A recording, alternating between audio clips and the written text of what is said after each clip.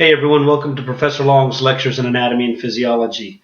As you guys know, we're in this coronavirus or COVID-19 shutdown, and we've moved our classes from face-to-face to online. I don't normally teach online, which has forced us to find creative ways to deliver information, which is why I'm doing this series of videos.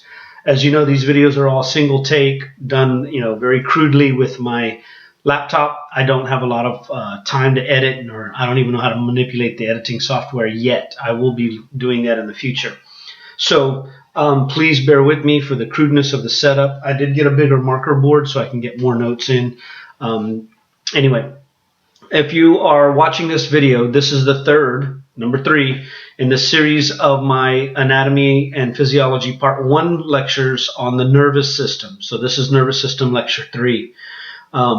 So if you are in my class, you can follow along. We'll be starting somewhere around page 65 and going through the information on the next few pages. We're going to be talking about action potentials, ion channels, and how neurons conduct action potentials and electrical voltage. There are 2 types of excitable cells in the human body. Excitable cells are those cells which can conduct action potentials, have electrical currents flow through the cell.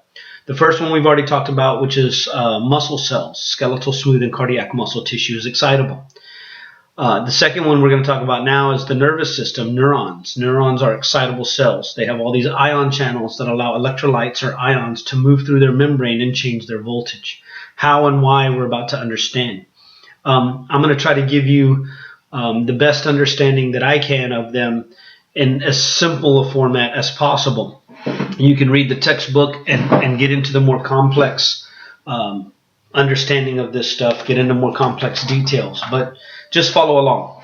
Now, in order to understand how neurons function, I'm going to draw a generic cell here, and I'm going to talk about ions and ion flow and different types of channels first, and then we'll talk about neurons in specific. So, if I were to take a large cell here and just draw it out, okay, typical cell. Lipid bilayer. I'm not going to draw both layers of the lipid membrane, but you get the idea. Back in the 40s, some scientists realized that, because of these voltages, what's causing it? What's causing the voltage to run through these neurons? And a lot of the studies were done in the giant squid axon. But anyway, what they realized was it's because of these compounds called electrolytes. Electrolytes are things that are electrolytic. They carry a charge, an electrical charge.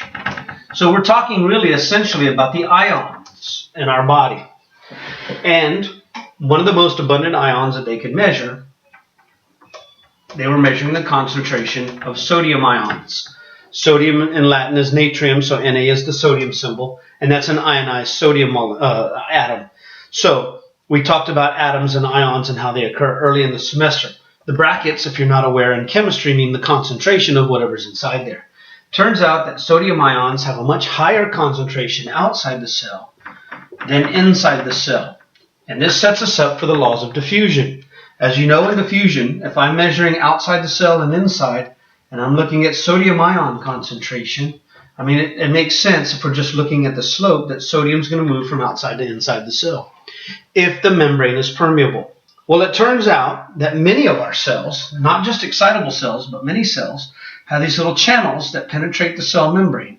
These are proteins that cross the membrane a number of times and form these little tube-like channels.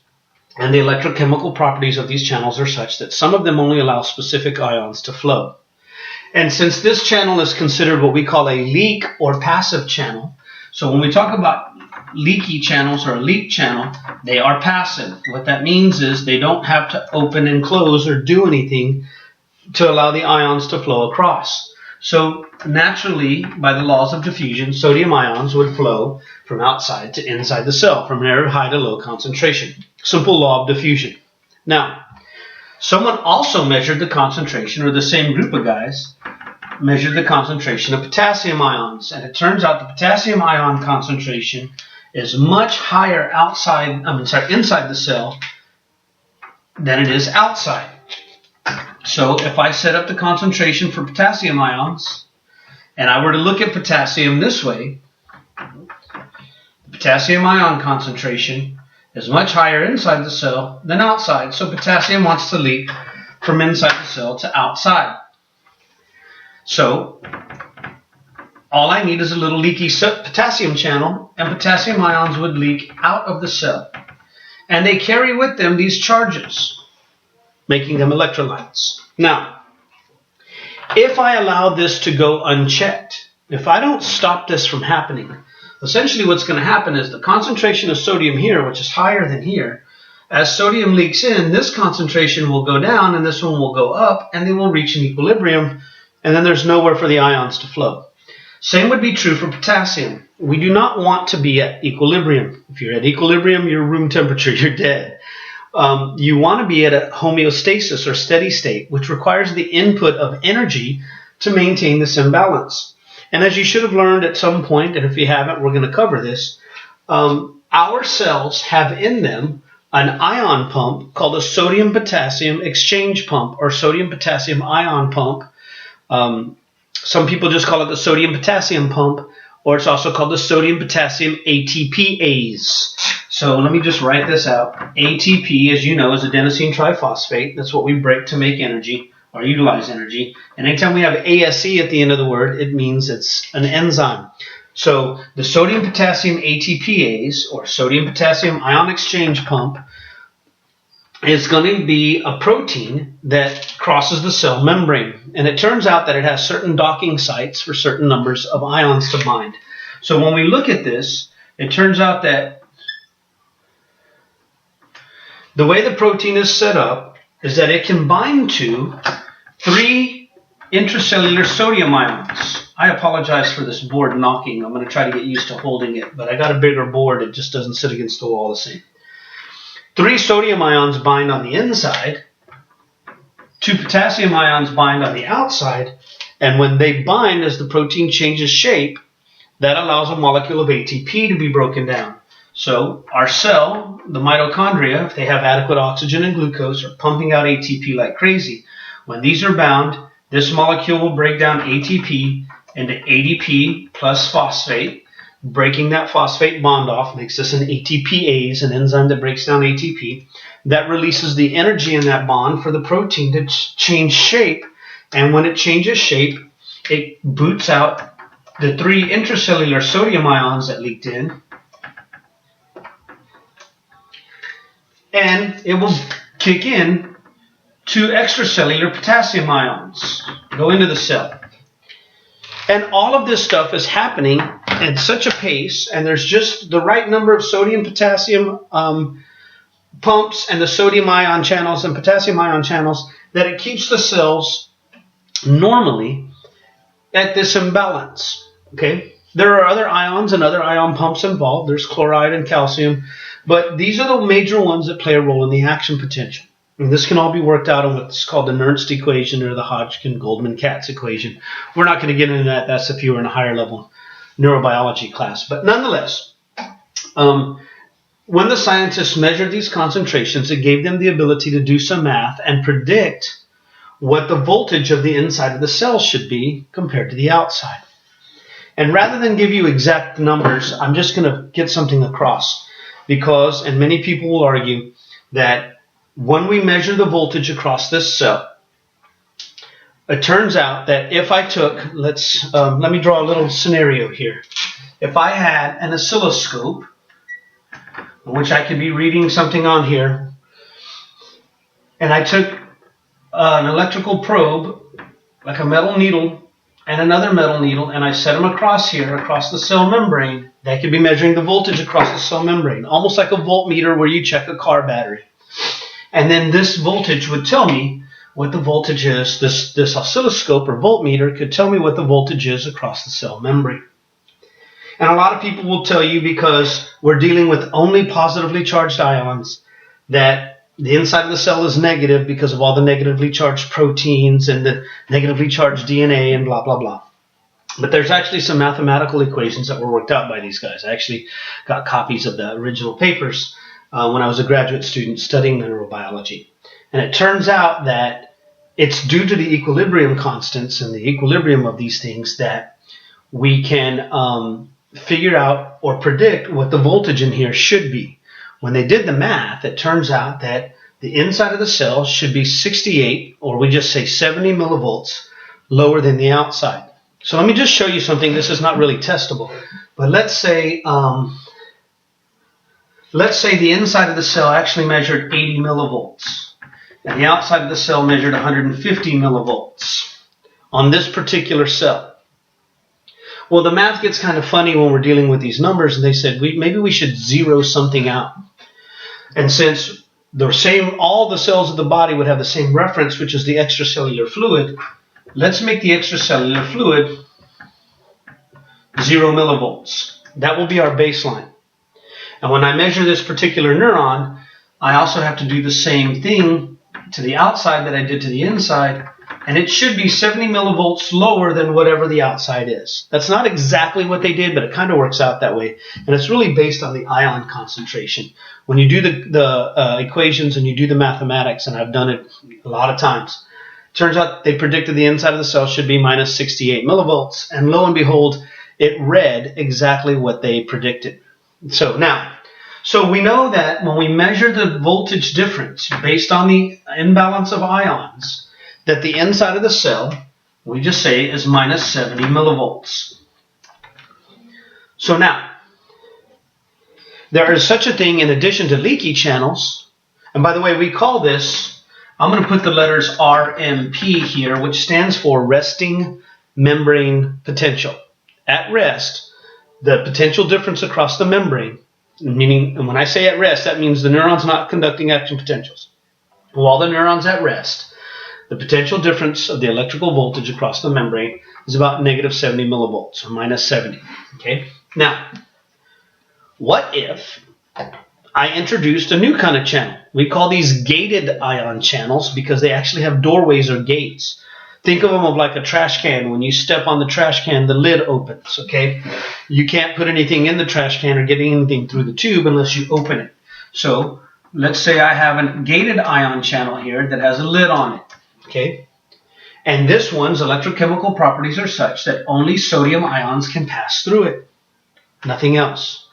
Because of the unequal distribution of sodium potassium inside and outside the cell, if I do open this channel, then sodium starts to leak into the cell, and as long as the channel is open, sodium ions, due to the laws of diffusion, will continue to move through here, bringing positive charge. Well, what's that going to do to my resting membrane potential? And when I do open sodium channels, I should see the membrane potential go up. As a matter of fact, we start to draw this as an electrical diagram. It's called it's the action potential diagram. I was drawing a blank there for a second. Forgive me. So I could be measuring the voltage across this thing. And if this is, let's say we put here 0 millivolts. Up here we put plus 30 millivolts. And there's a reason we're using these voltages. And you'll understand eventually. So if I do that, then double of that would be minus 60 millivolts. We'll go down a little bit more to minus 70 millivolts. Which minus 70 is our resting membrane potential. And then we could go down further, say all the way down to minus 90 millivolts. And there's a reason I'm using these numbers you'll see shortly. Okay? Let me take this thing off. I'm not putting my markers on it. So, if I did nothing to the cell, it would be sitting here running at minus 70 millivolts. The very instant, I don't care about the time frame, we're not going to do those numbers right now. The very instant that I open one of these gated sodium channels, because sodium rushes into the cell would start drifting toward more positive voltage. If I add even more positive ions to it, then it would become even more positive.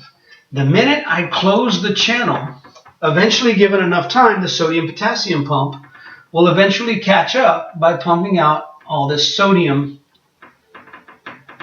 and restore us back to rest.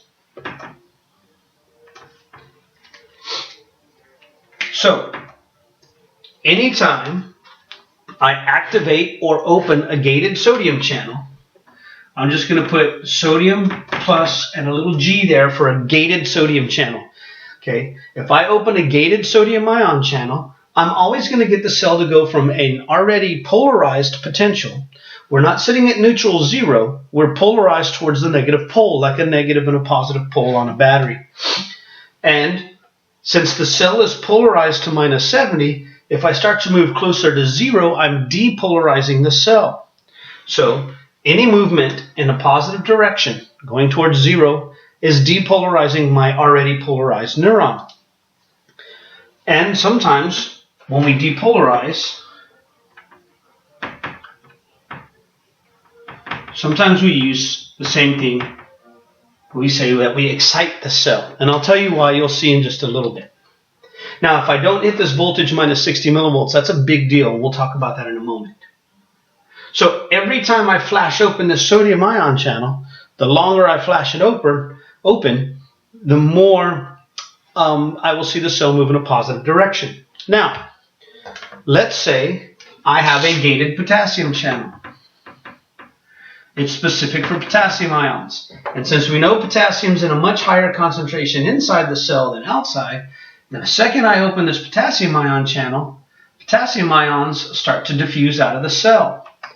Well, taking potassium ions out of the cell is taking positive away from an already negative situation. So let's say at this point in time, I open a potassium gated channel. I activate it or open it. When those channels are activated or open, we see that the cell starts to become more negatively charged inside.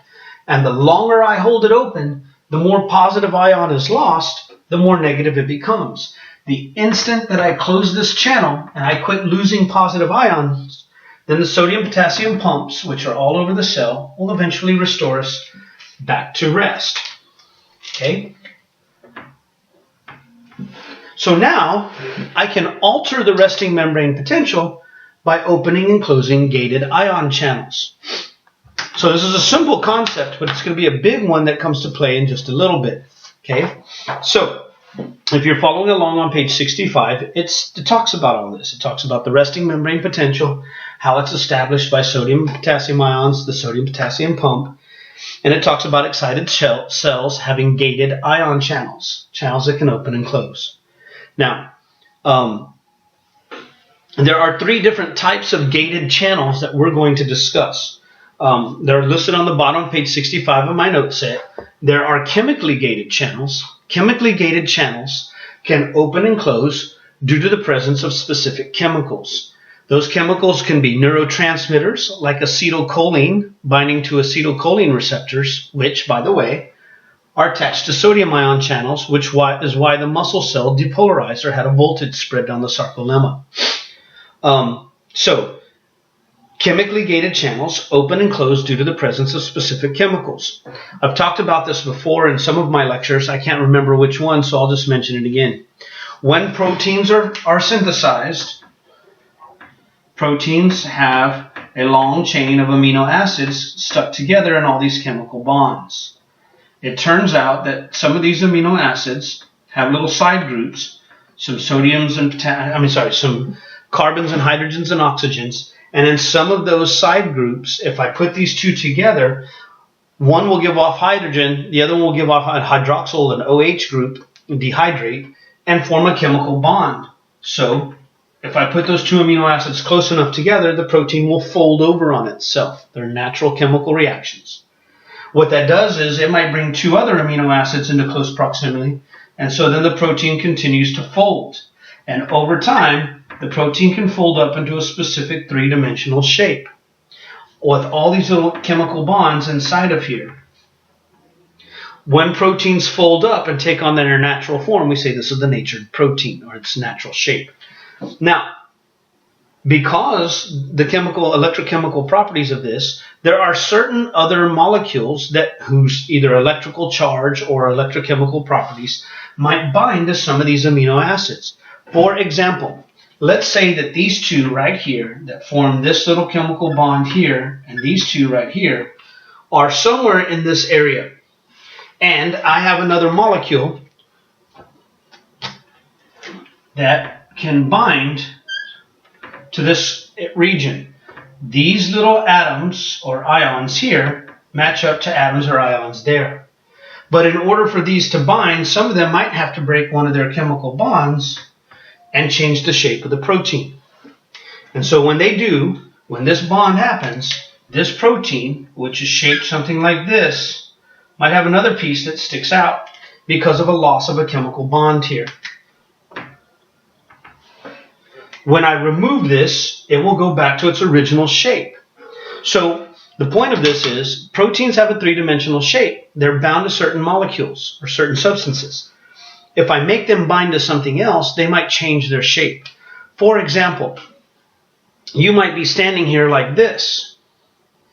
If someone comes by, say an old friend or a family member, and you go to give them a hug, you might change your shape to interact with them. In order to do so, instead of standing still, you might have to step forward with one of your legs. So binding in one part of your body, interacting with someone in one part, might cause a change in the positioning of your legs or something like that. The best example I can give is if I told you guys stand here like this and don't move your arms the entire class period, and I'll give everybody 100 on the test, and then I toss things at you, some of the things you don't have a high affinity for, you don't want to bind to them. If I toss you a tennis ball or a baseball or a wadded up piece of paper, an eraser, you could stand there. I want that A. If I threw you a live baby, you would change your body position and bind to that baby. Well, that's kind of what happens when a chemical binds to a chemically gated ion channel. It'll cause it to open. We call this a lock and key hypothesis because sort of the three-dimensional shape of a specific key will fit in the receptor, which would be the slot for the key, the lock itself. And then when they bind, that can open a door. And that's how chemically gated ion channels work. Some chemical, a neurotransmitter, a pharmaceutical agent, an illegal drug, binds to a receptor in the membrane of the cell. When I bind it here, that can cause the channel to open and let sodium rush in. Chemically gated ion channels. We also have voltage gated ion channels. So if I asked you to stand like this for the whole class and I shocked you with a mild shock, you might not move. But if I stuck a really high voltage taser on you, you might go, ah! Well, that's going to cause you to change shape. So some channels, both sodium and potassium channels and other ion channels, calcium channels, can be shocked into opening. Voltage gated channels. We shock them, they open, ions flow through. When the voltage changes and disappears, they close. That's how the calcium channels work in the synaptic knob. When the action potential arrives, they open. When the action potential disappears, they close. That's calcium into the synaptic knob for neurotransmitter release. And like we saw on the motor end plate, neuromuscular junction. And then we have what are called mechanically gated ion channels. Mechanically gated ion channels open and close due to physical distortions in the cell membrane. I think of it like this, okay? So if this is an ion channel, a protein, and this is just cell membrane right here, sorry, get in the camera. If something presses hard enough on one of my arms, it might pull my hands apart. When that press is gone, then it goes back. It's a physical or mechanical distortion causing the ion channels to open. These are almost like those little air nozzles on kids' floaties. In order to blow them up or let the air out, you have to pinch the nozzle. That would be a mechanically gated channel. So we have 3 different gated channels that we can open and close to alter resting membrane potential, to either depolarize it or excite it, or since, and I didn't do this, so since, let me erase my little protein binding here. Since the potassium channels, when they open and potassium exits the cell, we lose positive charge and become more negative. We're already polarized. If I become more polarized than normal, the cell is said to hyperpolarize. And we'll call that, we're going to say it inhibits the cell. One excites, the other inhibits. How and why we use this terminology, exciting and inhibiting, will become apparent to you in the next video. So this video was to explain page 65, which is just ion channels and the sodium-potassium pump, and the fact that we have leaky channels and we're leaking sodium in and pumping it out and leaking potassium out and pumping it back in. At a rate of 3 sodiums from inside the cell get pumped out, we pump 3 intracellular sodiums out of the cell and 2 extracellular potassiums back into the cell. The shape of the protein is such that it works that way. And every time it does so, it breaks down a molecule of ATP. So just to remain at rest requires energy. That's our resting state or homeostasis. We can alter that resting state only in excitable cells. Excitable cells have gated sodium and potassium channels. Because of the concentration gradients, every time I open a sodium channel, sodium rushes in, the cell depolarizes or moves closer to zero. Every time I open potassium channels, because of the concentration gradients, potassium exits the cell, and the cell will hyperpolarize or become more negative. Now, the numbers for different cells may change slightly. Skeletal muscle cells and cardiac muscle cells and different neurons use slightly different numbers, but essentially the concept is always identical. Once you understand one action potential, you understand them all. The numbers may change. Some of the ions involved might change a little bit, like when we do the cardiocyte action potential in part 2. But essentially, it's all based on this principle. Okay? So gated channels are only found in excitable cells. Almost all of the cells of the human body have these leaky channels and sodium-potassium pumps, and they're constantly battling this.